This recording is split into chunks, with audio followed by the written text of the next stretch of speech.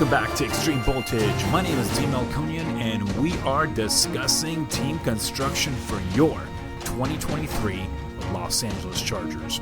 That's right, we just got done with the July 4th week. Hope you guys had a great time with your families. We're going to break down everything Chargers.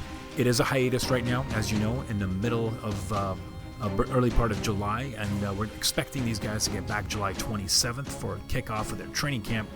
In between that, for next couple weeks, we want to break down the team and its construction. We're going to talk about the defense today.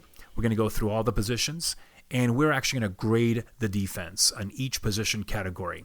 I'll give you 20 points on each category, meaning defensive backs or corners would have 20 based on our starters and our second string, what numbers we're going to evaluate to get that level at that number. So I think it's going to be a good rundown of positional value and also complete team value for defensive side this week. Next time around, we'll do the offense as well and get you all caught up on it. And then afterwards, we're going to discuss and give you a grade from the draft class. No, not the 2023 draft class. You guys know better. There's no idea how these guys are going to do right now.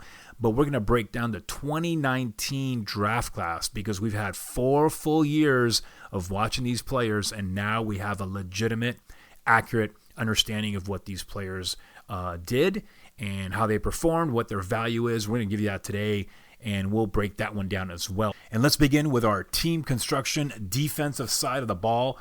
We're going to go with the defensive line right now. So I'm going to give you only the interior line positions at this point. So we're not doing edge rushers. We're just going to go inside defensive tackles, nose guard position, based out of 20 points. And the way we gather this is I'm going to give you grades on all 4 starters coming in. And we're going to find out what they perform at. So I'm going to give you 4 starters because the way, and even though the defensive line doesn't have legit 4 starters playing on it for the tackle spots, they'll probably just use 1 or 2, primarily 2 throughout, and then they'll have 2 edge rushers, obviously. And sometimes when they go into the nickel and dime, they might just have 1 D lineman in there and then a couple of edges and so forth. But let's break down all 4 as starters. And the first one I want to go with, the first player would be Sebastian Joseph Day. And again, a tackle spot, performed really, really well last year for the Chargers. I'll give you some grades on that so you guys can get a better idea of SJD. He, by the way, was a really integral part of this new defensive scheme that really didn't quite perform as well as we were hoping they were going to perform. But I thought it really added a more of a toughness on that D-line presence, and I'm hoping and really they need to get a better value for that this year and better performance, I should say, this year coming out. So that's going to be an important facet of it. And Sebastian Joseph Day, looking at PFF for our Pro Football Focus stats, came in at a pretty decent number. He was number 24th on the team in regards to defensive grade of a 51. So you want to get somewhere at least 60 or above to be on a green cycle on PFF. Anything a green cycle meaning like a green letter grade, that is like the higher performer. So if you're looking at a 51, doesn't really is not outstanding in regards to that number. However, if we break down the pass or the coverage grade, he's getting a 70 on pass coverage, and that's running backs coming out and so forth. They'll give you a coverage grade on that, which was a 70, which was pretty phenomenal considering he's really not covering that much. They gave him a 48 for a defensive against the defensive run, which was a big point for emphasis for us last year. So definitely room for improvement, but I thought he was, even though the grades don't pan out to it, I think SJD really did a good job of stepping in and presenting that element that we didn't really have, and I'm hoping it's going to get better this year with that. So SJD, I gave him a 4 out of 5, which is pretty healthy considering the stats I just gave you right now. I just think his presence inside, you can go down to a 3.5 out of 5 if you want, but I'm going to give him a 4. I thought he was very active with the ball. Or around the ball, I should say. So that's why I gave him a nice grade on that end. We're going to go with Morgan Fox as our number 2 defensive tackle position. And Morgan Fox really came in as a free agent, 1-year signee. Didn't think we were going to do much with him, but really made it a prove-it contract for him. And he was really outstanding last year, so much that the Chargers did a new contract with him this year. He had a PFF grade of 63.6 overall. and that was strong. Defensive against the rush defense, he had a 50 grade, so that can be an improvement coming up. And for pass rush, he had to have a 69.6 grade, and that was really a strong grading system on that one compared to Sebastian Joseph Day's grade of 50.8. So Morgan Fox really came into his own last year, coming out of Carolina, and really gave a nice presence, an active presence to the Chargers D-line. And I'm giving him a grade of 4 out of 5 on that one as well. So really happy with the re-signing of Morgan Fox. I think that's going to be an important aspect.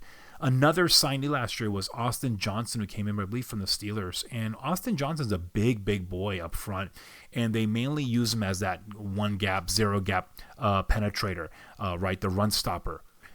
So he had a strong season, did get hurt at the latter part of the year with a substantial knee injury, I believe it was an ACL, and he's been out ever since, did not really participate in the OTAs this spring, but they're hoping he comes back strong at training camp. I just don't know how much so, and if he's going to start out the season on a player unable to perform list, on a PUP, and that might be the case too. So we'll see how it goes. Rating for him was a 55.9 overall for defense. And again, the numbers really don't dictate as much, but he had a really, another strong, large body up front that was active for that D-line. I guess overall, though, that D-line was a negative in regards to their run stopping ability. So that's got to get picked up. But we're going to, as we talk about it, we tend to focus on D-line when it comes to run stopping, which obviously is commonsensical on that. I get it. But there's more to it, right? When these runners were stretching it out to the left and right side, that's when your second level comes in play, meaning your linebackers come in play, right? These linebackers have to fill it. And we usually play 2 linebackers. So it's not like we have 3 linebackers or 4 linebackers out there stopping that run. So it's really integral also to get that first level stoppage. But if they're stretching it out, that's when your safeties and corners are coming up. And I think that was one of the aspects that as we uncovered last year, we noticed a lot of the corner play was deficient in regards to the run stopping. And it wasn't a lot of up-the-gut runs that were really thrashing us. It was a lot of the stretch runs from the outside that would hurt us as well. So yes, improvements need to be made on the D-line in regards to better play for stopping that interior run. But again, we can't blame all the pass rush, or correction, the rushing yardage woes against the D-line. It's just not a fair assessment to make. So Austin Johnson, I give a 3.5 out of 5, considering the circumstances he was in last year. And my next player is Otito Ogbonia. This gentleman came out of a rookie last year, came out of UCLA. Strong presence. I like Otto a lot, and also, unfortunately, suffered a severe knee injury, just like Austin Johnson did at the latter part of the year. His grades were a little bit lower. He had a 43.2 grade overall with a 60% coverage grade and a 49.8 pass rush grade on there. So that's another issue. But again, he was limited in games. He only played in 7 games last year compared to Austin Johnson with 8. And again, going back to SJD, he had 17 games. So he played in all 17 last year. And of course, Morgan Fox was very active with 18 games. So you're seeing the deficiencies with injuries and so forth. But Otito is a strong player, and I'm hoping he's going to make that presence this year felt in regards to the different types of D linemen they like to rotate through. So I think you're going to see a lot of rotation as soon as Austin and Otito, again, recover from these severe knee injuries. And I think Otito is the same way. It's going to be unavailable during the OTAs currently, or the last spring we just finished out with. And I think going into training camp, it's going to be another issue of when are they healthy enough to participate. So again, I'm not expecting much until maybe September, October of this year, and hopefully be earlier than that. Lastly, on our defensive line cycle, it'll be our 6th round draft pick this year, Scott Matlock from Boise State. Scott Matlock's all that. He's a big run stopper that's coming in, and excited. Even though he's a late round draft pick, there's a lot of good buzz on him, and I haven't had a chance to see him. I'm looking forward to heading out to training camp in a couple weeks and putting my eyes on him and seeing what he's going to do. Big boy that can contribute early, we believe, as a run stopper, which this team desperately needs, right? I'm not worried about the pass rush ability yet, but the run stopper is what he's at, and he was very successful with that at Boise State. So Scott Matlock, again, finishes out this 5-man rotation. There could be a 6-man on there. I'm not going to go with one. I'm not going to review one yet right now. I think these are the top 5 I'm going to roll with. So with those grades, I'm going to go with 14.5 out of 20. I gave 3 points for Tito as well. Austin Johnson at the 3.5. Both Fox and SJD I gave with 4 out of 5. So 14.5 out of 20 for that D-line group. Shuffling over to the defensive ends, edge rushers, I'm going to use 4 of the players. Of course, Khalil Mack and Joey Bosa are the big studs here. And each of those, look, they are the top earners, with the exception of J.C. Jackson on this team, right? They are the top earners, and they are the studs of the defense, including Derwin James. Mack had a really, really good year last year. Bosa, very unfortunate. We're expecting so much from this tandem last year, but unfortunately when he went down, I believe in the Jacksonville game, that really changed the focus completely. It became one-dimensional with Khalil Mack, and because of that, we had some issues with Chris Rumph coming in and not providing that same kind of pressure, which we did not expect Chris Rumph to take over Bosa's spot permanently, right? That's not the case for the predominantly of the entirely of the season, I should say. Khalil Mack had a really fantastic year last year. Played in all 17 out of 18 games that he started. So health-wise, really strong in that aspect. In regards to blitzing, had 46 blitzes, hurried the pass rush or quarterback 6 times, quarterback knockdowns 4. He had 8 sacks for the year, along with 18 pressures. So really a really strong year for Khalil, specifically noted because of not having Bosa on the other side. A lot of times he's getting doubled on that offensive line. So that was huge on his part to still come up really, really big with those expectations, and yet not having a really strong counterpart in Bosa for the majority of the year. So that was really a nice accomplishment. Need another year of Khalil Mack. I gave him a 4.5 out of 5. Again, considering the circumstance of what he was put in, a one-man show on that D-edge group. So great job on that edge rush by Khalil Mack. Moving on to Joey Bosa. Again, I'm going to give him a 4.5. Actually, you know what? I'm going to drop him down to 4 because of his health issues last couple of years, especially last year with that hamstring, just completely, or correction, I think there was a groin that was actually torn, and they did surgery on that. So hopefully, he's had that groin for the last couple of years, I think off and on, and finally gave way on that SoFi field this early in the year. So I think with the surgery, hopefully everything comes back strong. Maybe that's not going to nag him as much. Again, he is getting older. I'm going to give Joey Bosa a 4 from last year. Again, not a lot of contribution, but just his, again, he only played in 5 games last year, starting 4. And his statistics in regards to sacks and so forth, just 2.5 sacks last year, 6 pressures, and he had 0 hurries out of 10 blitzes. So that's what we're looking at on that end. And again, quarterback knockdowns, he had 3. So again, a very limited amount of games to look at, quite honestly, and really didn't present that type of attribute. Unfortunately, really had a terrible game in the last game of the season in the playoffs against Jacksonville, which he was targeted for a unsportsmanlike conduct penalty and so forth. So there was a lot of issues that way. Just did not have a very good year. But I'm going to give him a 4 out of 5 based on what we know of Joey Bosa, of what he's done so many years. I think coming back this year healthy and strong, that's going to be a strong aspect of it as well. Moving on to Tuli Tuipulotu. This is a fantastic second-round pick out of USC, which we talked about earlier in our podcast for our draft positional issues. Tui is going to be a fantastic to watch. And again, he is, even though I've put him as an edge, he really is going to be mixed around a lot between D tackle and edge, and it's going to be fun to watch him in play.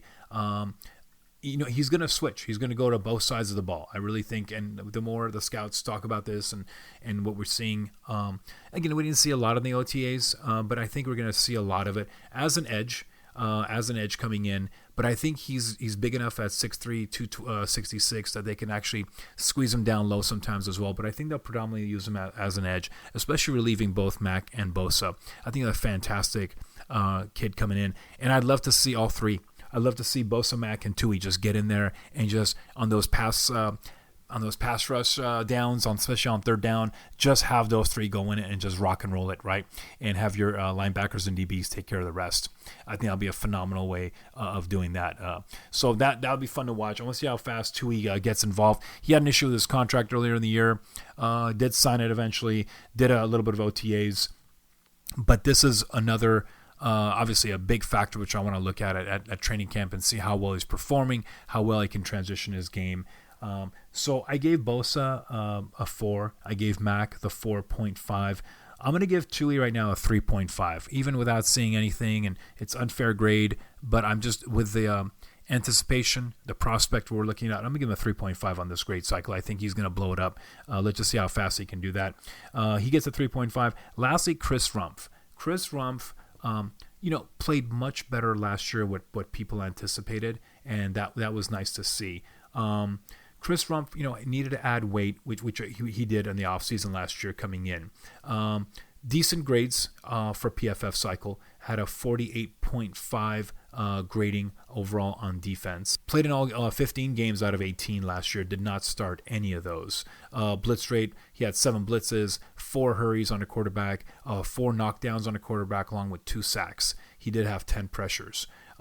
So good stuff in what we saw with Chris. I thought he was much more active on game days in regards to his performance. He was much more of a factor, but just doesn't have that consistency throughout the game. So he is going to be sprinkled in, and I think it's a smart factor to do it. I don't think he's going to be a starting edge, but I think it's really good to sprinkle him in and get him fresh legs coming in on those second and third downs for some pass rush ability as well. So, and preseason wise, I thought he did a fantastic job against the run as well. So it's nice to see him. Let's see how he does this year as he's progressing in his third year, to see how well he's doing in regards to the aspects of this game. So that's your 4. I gave Chris a 3 out of the 5. So again, Mac with 4.5, Bosa with 4, Tui with 3.5, and Chris Rumph with 3. So I give that group a 15 out of 20 for the edge rushers. All right, moving over to linebackers. Okay, so this group we've had some issues with, right? And Drew Tranquil, for the last 4 years, specifically the last 2 years, really has made a substantial increase in the way he was playing, and just was a true leader back there. Great PFF grade of 66.3 total defense last year. Really, really solid. I thought played really well against the run. Not as strong. 49 against the run. PFF. Pass rush, 77. Really did a good job of that. And coverage, we saw some interceptions back there last year too, in the last couple of years. 75.4 on the on coverage skills. So I thought Drew really deserved to get a multi-year extension. Really surprising and disappointing to see him leave, especially going to the Kansas City Chiefs, interdivision. Great pickup of the Chiefs. I believe it was a 1-year commitment with him. That should have been a re-sign. That just like in Nwasu the year prior, these should have been re-signs. Looking back, went to Seattle for Nwasu. Solid player on the edge. These are guys you got to keep. And right, we got Eric Kendricks out of the Vikings. Right, we got him in. His PFF grade from last year was 60.1, so a little different, just a tad off from the 66 from Drew Tranquil overall. The biggest difference you'll see is the 79.5, almost the 80 point grade versus Drew's 49 versus the run. So this might have been an issue where the run support wasn't there. The numbers still outweigh Drew's favor with pass rush at 77 and coverage 75 versus Eric's at 65 and 45 respectively. So really the more of the impact you're going to see is against the run. But I think coverage-wise, Eric is still there for coverage ability. He is older. And that's going to be another issue as well. At 31 years of age versus Drew's 20, almost 28 this year. So there's a couple of years off on the age issue. I know Eric got the 2-year contract. He's going to be your starter. And Eric is a solid linebacker. I'm hoping to see some great leadership from him. And he's going to, as long as he's doing what Drew Tranquil did and hopefully a little bit better against the run, that's what I'm looking for. So I'm giving him a 4 out of 5 for the linebacker starting crew.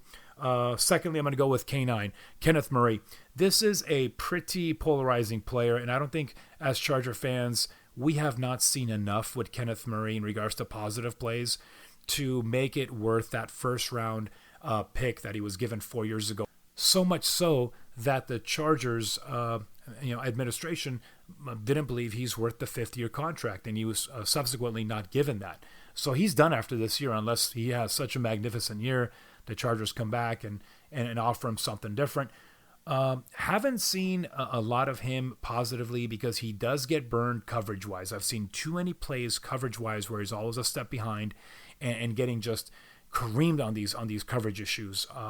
So not as active. Against the run, much better. Kenneth Murray's stats last year were not fantastic. Over 780 snaps, 47.1 grade overall on PFF's defensive grading, 28.2 against the run, 61 for tackles for grades, and against the pass rush, 67 for pass rush ability, and 69 points for the grading against or for coverage. So a lot of problems there, especially against the run. For that 28.2, it's really a huge hit down. It's one of the weakest numbers you'll see on the Chargers squad against the run. He's got the lowest ranking, regardless, top to bottom. And he's gotten, again, substantial snaps at over 780 snaps. So that was one of the issues I think they're looking at as well, that the run coverage wasn't completely all there either, let alone the pass coverage issues that he gets lost with sometimes. And it's not the fact he doesn't have the speed or athletic ability. I just think that he gets stuck. He gets stuck in between the gray area where he's still thinking and not reacting and just balling out. I think he gets stuck in those plays, and that's what hurts him, number one. Number two, availability. Every year you're seeing issues with him playing in games. That occurred again this year. So that's the issue. He is having a lot of injury issues, and that's a considerable problem as well with the ankles and so forth. That comes into play. Not to say that he's not a tough guy. He does come back. He does stick it through, and sometimes it's a detriment, right? He's playing maybe not at 100%, and also that kind of reveals itself with his play on the field. So that's the issue with Kenneth Murray. I'm giving him a 2.5 to a 3. With that one, I'll be nice. I'll give it a 3 out of the 5. So that's what I'm looking at for Kenneth Murray. I think Kendricks is getting the bulk of the load. But here's what's going to change. I think the draft pick, Dion Henley, coming in is going to be the factor. I think Dion is going to take most of those reps from Kenneth Murray. It really depends on his play during training camp and the preseason, how well he's getting up to speed. Dion comes in from Washington State, where he was an absolute stud, and he is a thumper who can play. He can play right away.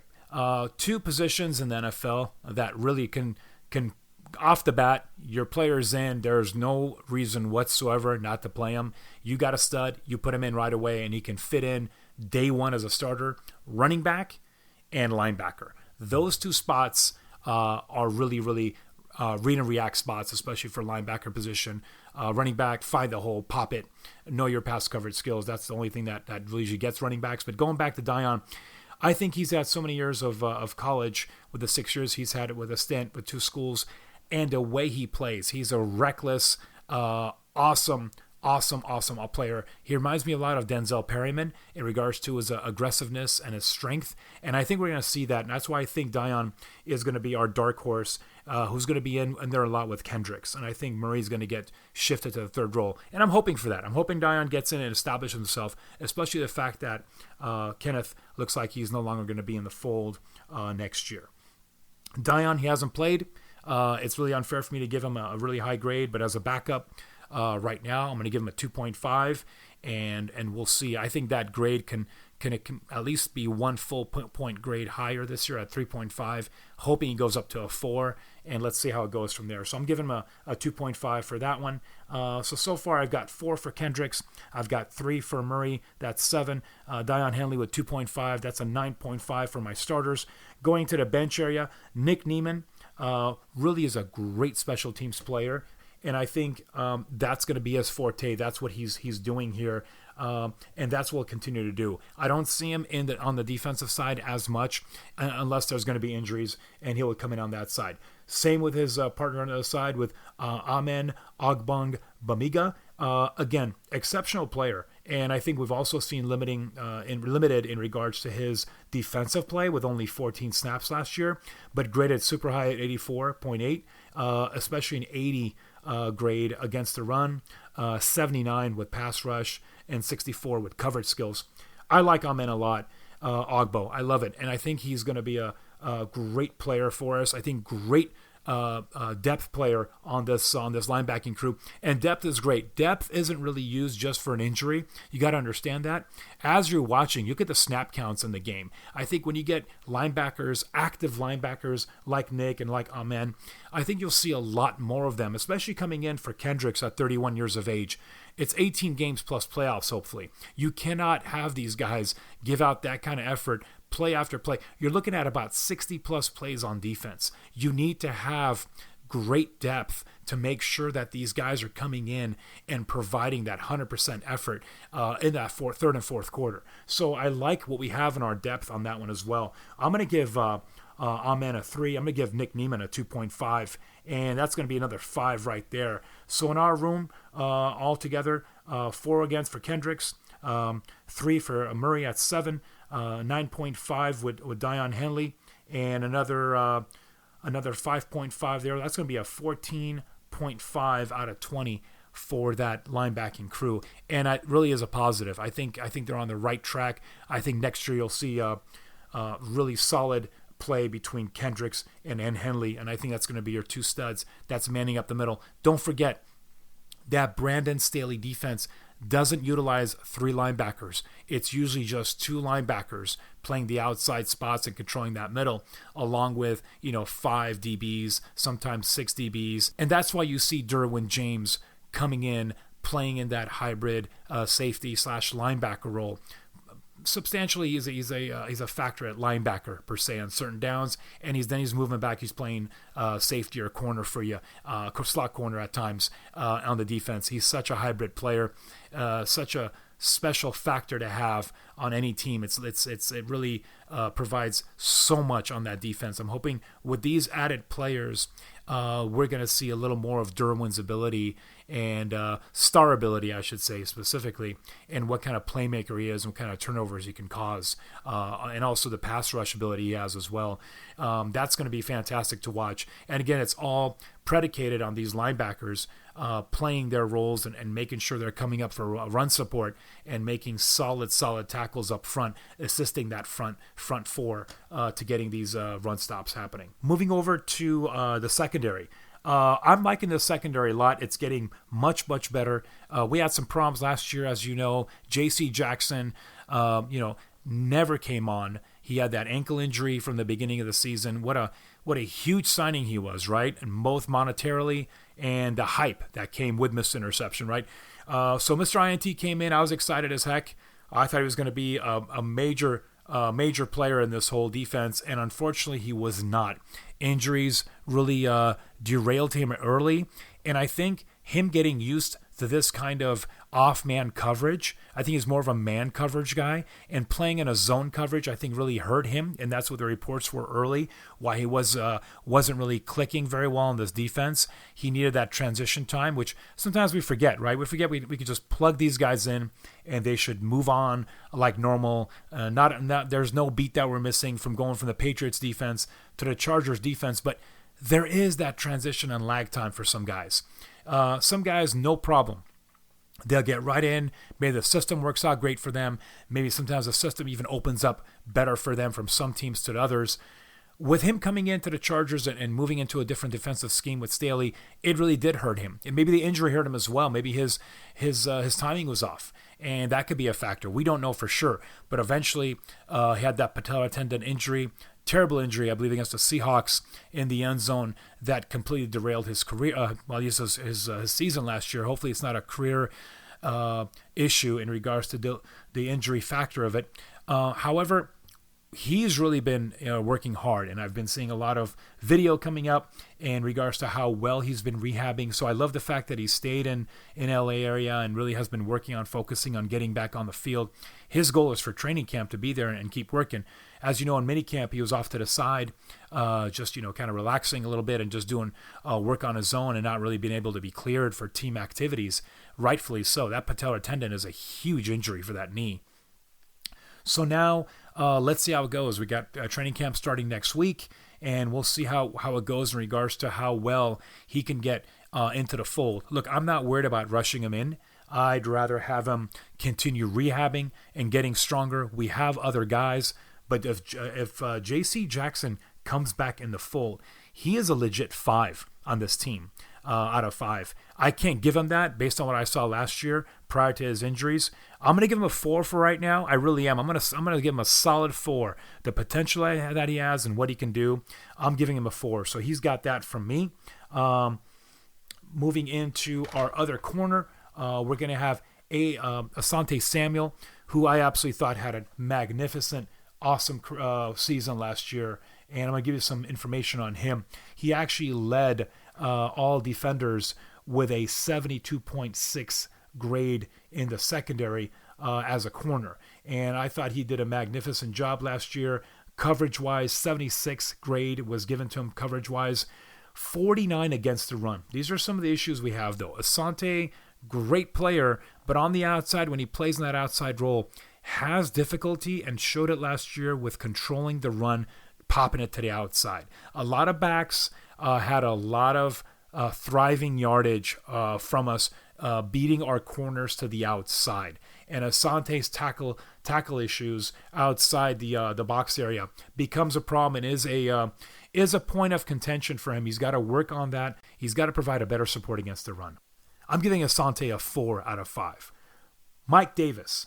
I tell you what, everybody counted him out last year. He was relegated to the bench. And sure enough, after that injury happened to J.C. Jackson, he jumped in, gave a solid 73.8 grade on PFF. That follows his run defensive grade of 61, tackling rate of 75.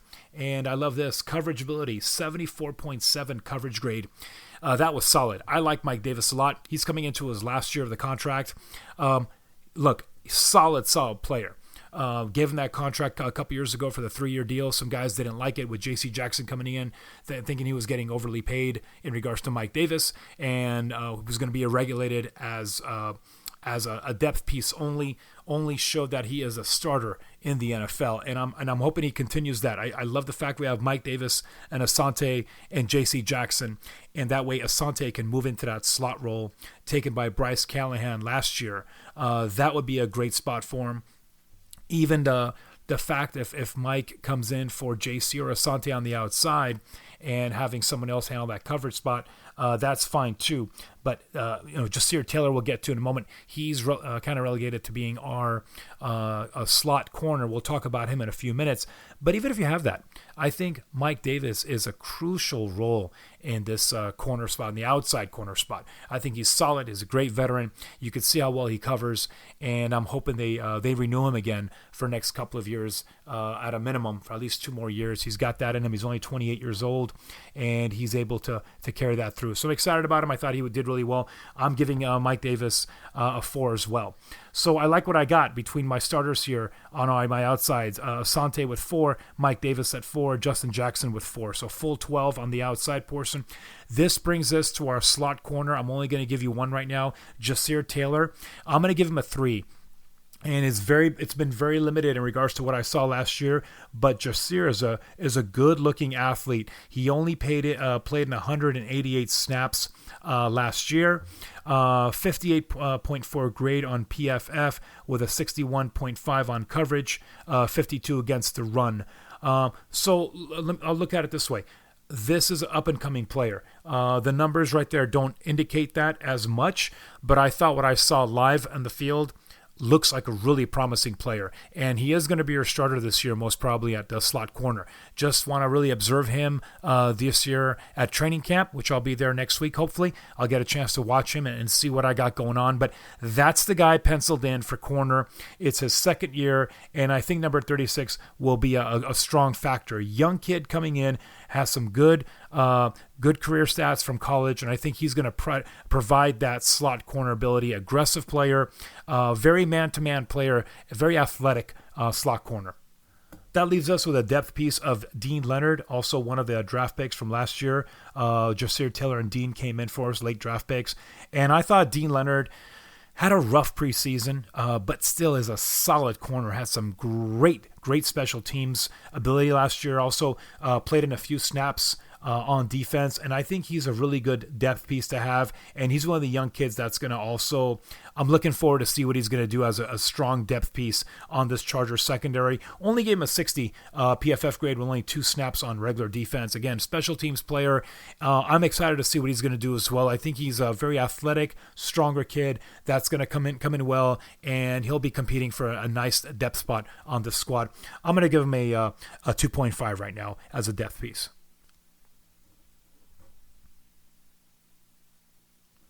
So total, using our starters and our backups, I've got a 17.5 out of a 20 on this DB cycle, which I like a lot for the corners and slot corners. Going to my safeties, we're going to transition to our safety group. Derwin James. What else can you say about number 3? He is a solid 5. He is the best in the league, arguably one of the top 2 corners in the league. That's my guy. We talked about it earlier. He's your linebacker. He's your defensive pass rusher on the edge. He is your slot corner. He can play regular corner. He can play free safety. There's nothing he cannot do. He is a playmaker. Pass defender, Mr. Interception as well for him.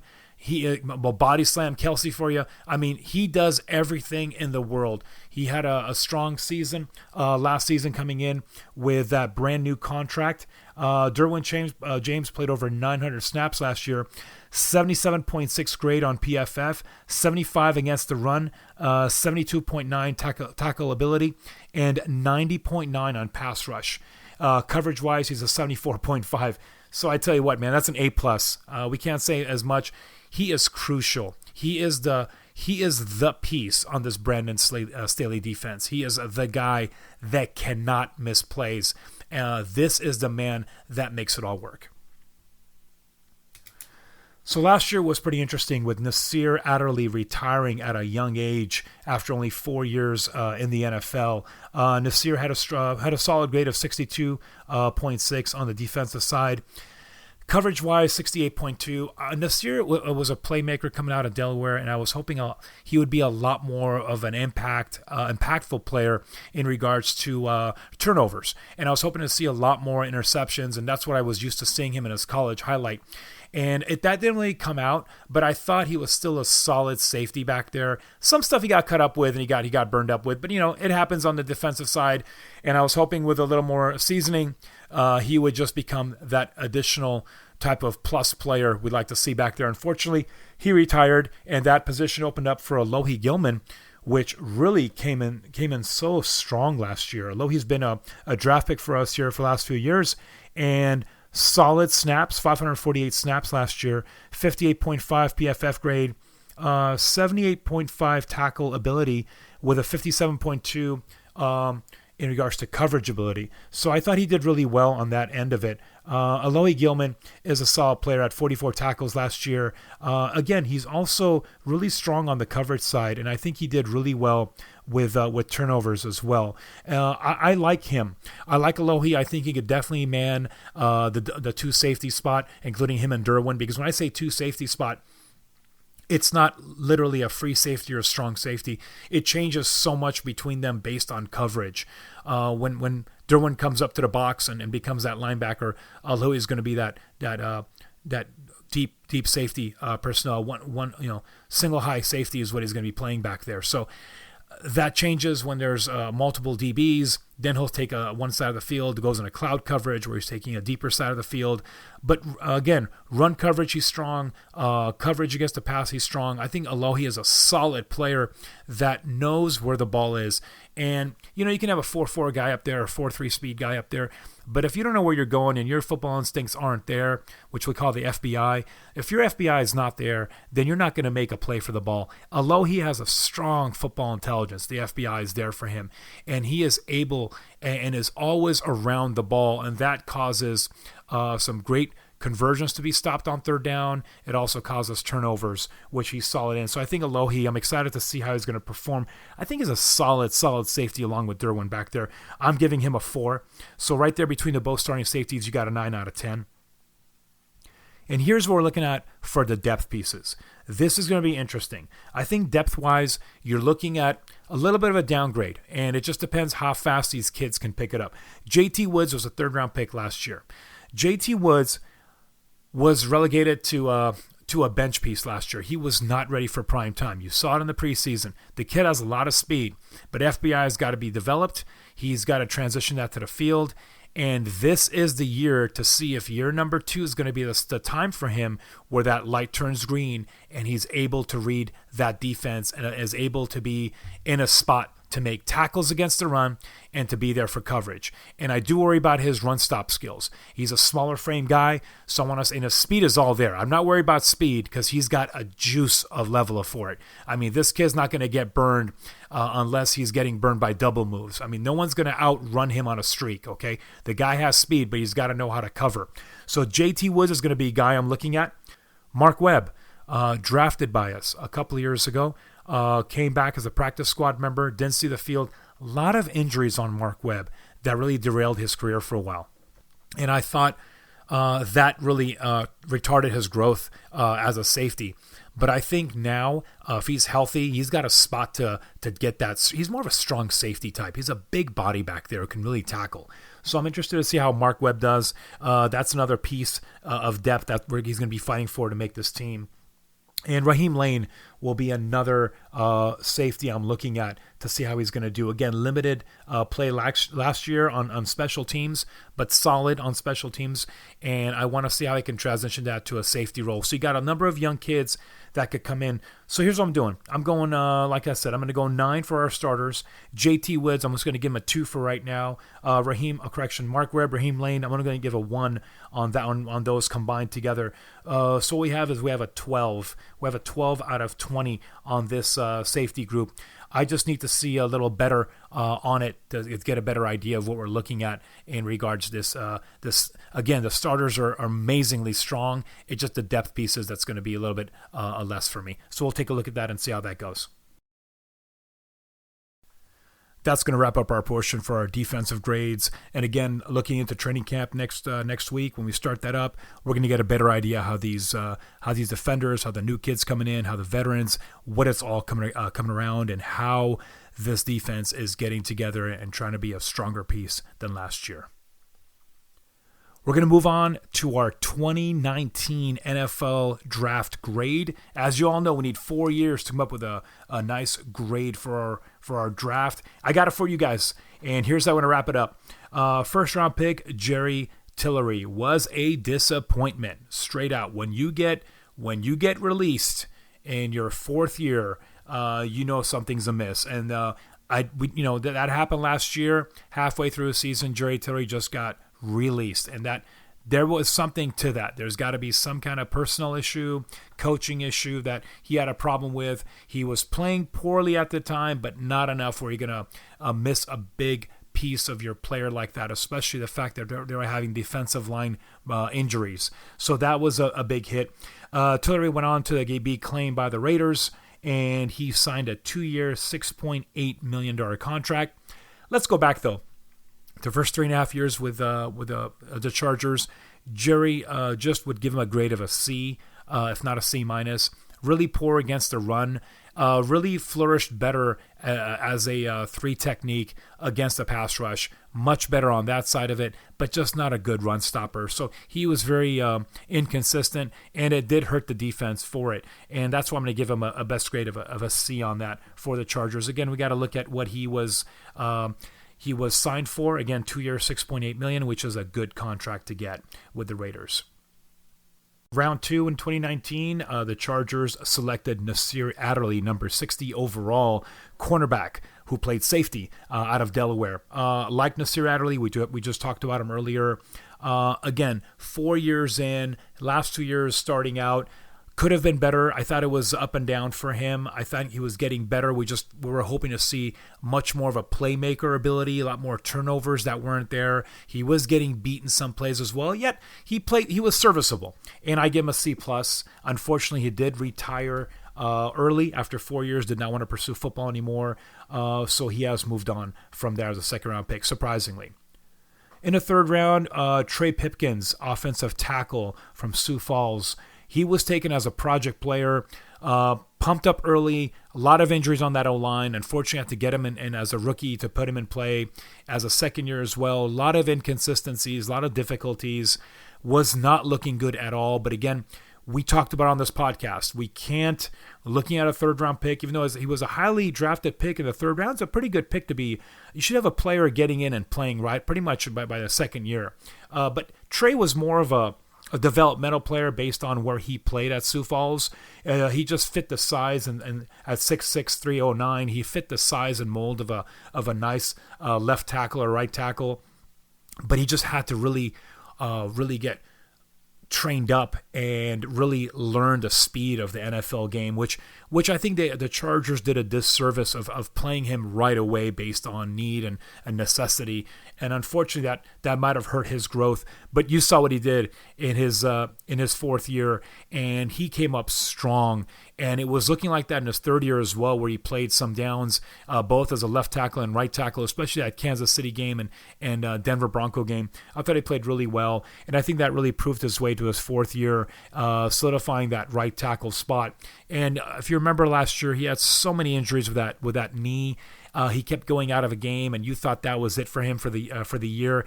Not only did he continue playing the next game, but he was back in during those games as well. The kid's a strong fighter. I love the way he plays.